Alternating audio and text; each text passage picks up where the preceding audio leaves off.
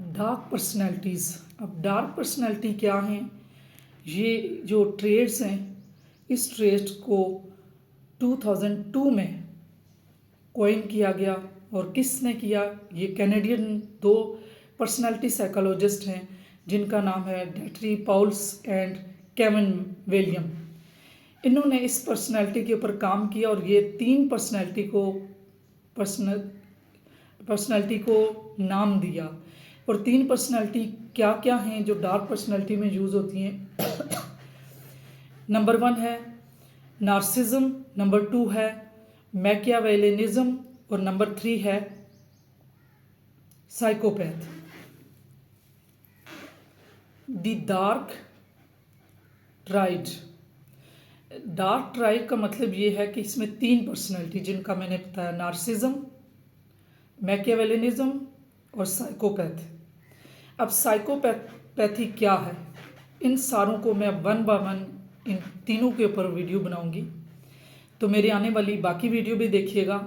आज मैं जिस पे बात करूंगी वो है narcissism. First of all narcissism के ऊपर बात करेंगे कि नार्सिज्म क्या है। जो नार्सिज्म है डार्क साइकोलॉजी यूज़ करते हैं और डार्क साइकोलॉजी में उनके जो बेसिक ट्रेड्स हैं वो क्या हैं। जो मेजर इनके अंदर ट्रेड्स हैं वो ग्रेंडियोसिटी है नार्सिज्म में, प्राइड है, इगोइस्टिज्म है, लैक ऑफ एम्पैथी। अब इनको मैं डिटेल में बताऊंगी कि ये क्या है। डार्क साइकोलॉजी में जो ये ट्रेड्स पाए जाते हैं उनमें सबसे पहला है कि वो सुपीरियरिटी। जो नार्सिस्टिक होते हैं उनके अंदर बहुत ज़्यादा सुपीरियरिटी पाई जाती है। वो अपने आप को सुपीरियर समझते हैं। वो कहाँ समझते हैं? अपने रिलेशनशिप में, अपने दोस्तों में, अपने घर वालों में, कुलीग्स में, फ्रेंड्स में वो अपने आप को सुपीरियर समझते हैं। उनको लगता है कि वो सबसे आला है, उनसे आला कोई नहीं है। अब दूसरे नंबर पे उनकी कोशिश होती है कि उनकी तारीफ़ की जाए, वो हर लम्हे उनको लगता है कि वो इतने आला हैं कि लोग उनकी तारीफ़ करें। वो अपना खुद का तौफ़ करते हैं। उनको लगता है कि मैं आला हूँ, मेरी तारीफ़ की जाए, और उनके अंदर ईगो बहुत होती है। और तीसरे नंबर पे उनके अंदर क्या होता है? तीसरे नंबर पे उनका होता है लैक ऑफ एम्पैथी। उनके अंदर किसी को तकलीफ़ में देख के उनको अंडरस्टैंड करना, उनको समझना उनके पर्सनैलिटी ट्रेट में नहीं होता। तो होता क्या है कि जैसे अगर हम सब में से किसी को कोई बंदा तकलीफ़ या पेन में नज़र आता है तो हम उसके पेन और दर्द को समझ सकते हैं, लेकिन एक नार्सिस्टिक पर्सन कभी भी उसके दर्द को नहीं समझ सकता। उसके पीछे क्या रीज़न है, क्या न्यूरोसाइंस है, उसको जानते हैं। इसके पीछे ब्रेन के कुछ बेसिक प्रिंसिपल्स होते हैं जिन प्रिंसिपल पे दिमाग काम करता है। तो सबसे पहला प्रिंसिपल ये है कि जब दिमाग का एक हिस्सा एक्टिव होता है तो दूसरा लेस एक्टिव होता है। तो इसमें नार्सिज्म में ये होता है कि जो डिसीजन मेकिंग का प्रीफ्रंटल कॉर्टेक्स होता है वो लेस एक्टिव होता है, और इमोशनल ब्रेन जो है एमिग्डाला वो एक्टिव होता है। और तीसरे नंबर पे जो ब्रेन का इंसुला ब्रेन है जिसमें एम्पैथी होती है वो भी लेस एक्टिव होता है। तो इसमें चौथे नंबर पे रिवॉर्ड पाथवे एक्टिवेट हो जाता है। रिवॉर्ड पाथवे क्या है इसका आपको पता होना चाहिए कि रिवॉर्ड पाथवे एक न्यूरोकेमिकल है, न्यूरोट्रांसमीटर है जिसका नाम है डोपामीन। जब डोपामीन एक ऐसा केमिकल है जो कि एडिक्टिव केमिकल है, ऐसा न्यूरोट्रांसमीटर है कि जब हम एक दफ़ा करते हैं तो उसको दोबारा ज़्यादा चाहिए होता है। जिस तरह से जो नार्सिज्म है, नार्सिस्टिक पर्सनैलिटी के शख्स को तारीफ़ सुनने की लत लग जाती है और वो तारीफ़ सुनने का आदी हो जाता है।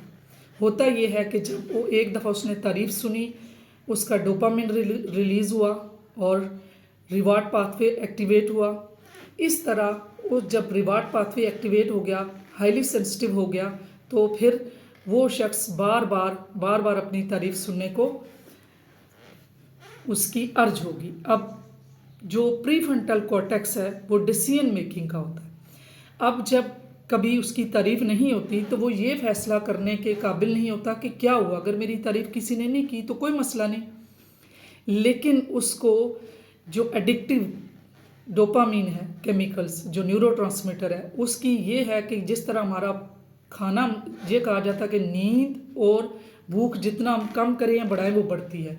जब हमने खाना थोड़ा सा ज़्यादा खाया, स्टमक के जो मसल्स से वो खुल गए, और खुल गए तो इसका मतलब है कि नेक्स्ट टाइम वो इतनी उनकी इलास्टिसिटी होगी कि नेक्स्ट टाइम ज़्यादा खाना चाहिए। इसी तरह डोपामीन का एक प्याला है, जब उसको तारीफ हुई तो इतना प्याला खुला, उसको नेक्स्ट टाइम जब इतना बड़ा हो गया तो नेक्स्ट टाइम उसको इतना ही तारीफ चाहिए।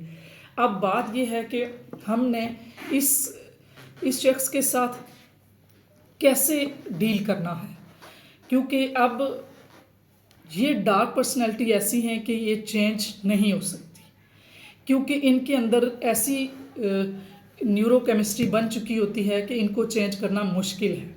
ये एक पर्सनैलिटी डिसऑर्डर है। हाँ, इनको मैनेज किया जा सकता है, और मैनेज भी ऐसे किया जा सकता है कि उसकी बाउंड्री सेट करके।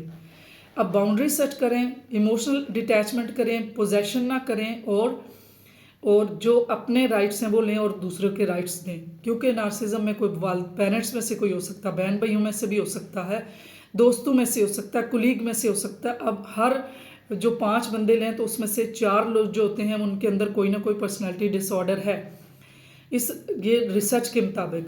तो अब हमने ज़ाहिर है लोगों के साथ रहना तो है, उनको छोड़ तो नहीं सकते, तो उसको मैनेज कैसे करें। तो मैनेज करने के लिए सबसे पहले हम खुद फ्लेक्सिबल हों। हम अपने एक तो पहली बात ये है कि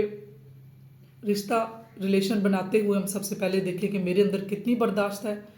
मैं अगर किसी के साथ रिलेशन बना रही हूँ या बना रहा हूँ तो कल को अगर उसकी पर्सनैलिटी या डार्क एरिया मुझे नज़र आया तो क्या मैं सर्वाइव कर सकता हूँ या कर सकती हूँ। यही चीज़ है कि जब इंसान किसी के साथ रिलेशन बनाता है, चाहे वो लव मैरिज है या अरेंज मैरिज है, उस टाइम पे उसके अंदर अगर टॉलरेंस नहीं है, वो ये बर्दाश्त नहीं कर सकता, तो ये चीज़ें पहले से देखनी चाहिए।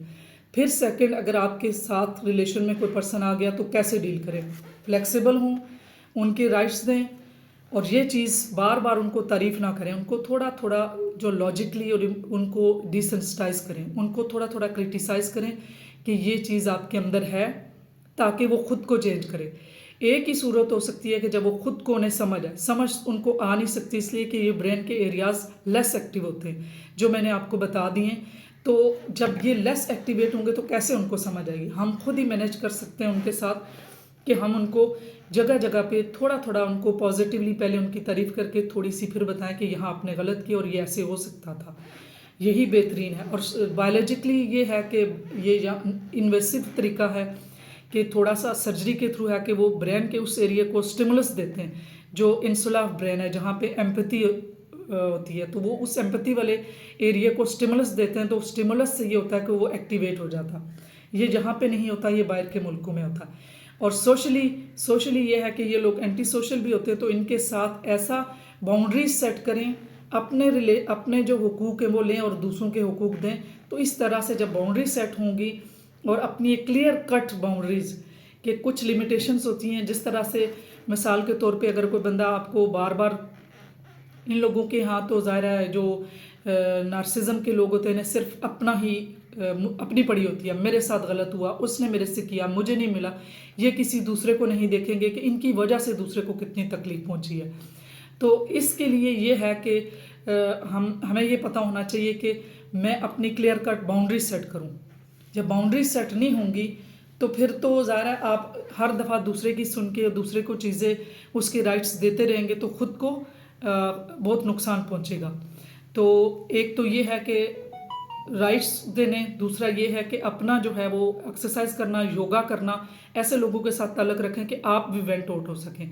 क्योंकि हर टाइम नार्सिसिस्टिक पर्सनैलिटी के साथ रह के आप खुद बीमार हो जाते हैं। ये लोग खुद अपना तो राइट ले लेते हैं लेकिन दूसरे को बीमार कर देते हैं। तो इसके लिए बेहतरीन हल ये है कि एक थेरेपिस्ट के पास भी जाएं, अपने लिंक्स में ऐसे लोगों को रखें जो आप लोगों को अंडरस्टैंड कर सकें और इनकी अब्यूजिंग से, क्योंकि ये इमोशनल अब्यूज़र होते हैं और आप इनको सिर्फ अपने इमोशन का पता है, तो आप अपने इमोशन का भी कोई ना कोई वेंट आउट रखें ताकि आप खुद बीमार ना पड़ जाएं। तो इस चैनल पे अगर नए हैं और किसी भी प्लेटफॉर्म जो मीडिया पे आप देख रहे हैं मुझे, यूट्यूब, फेसबुक, टिकटॉक पेज पे। तो आप इसे फॉलो और सब्सक्राइब करें और उन लोगों के साथ शेयर करें जो इस मुश्किल में पड़े हुए हैं, ताकि वो अपने आप को इस मुश्किल से निकाल सकें।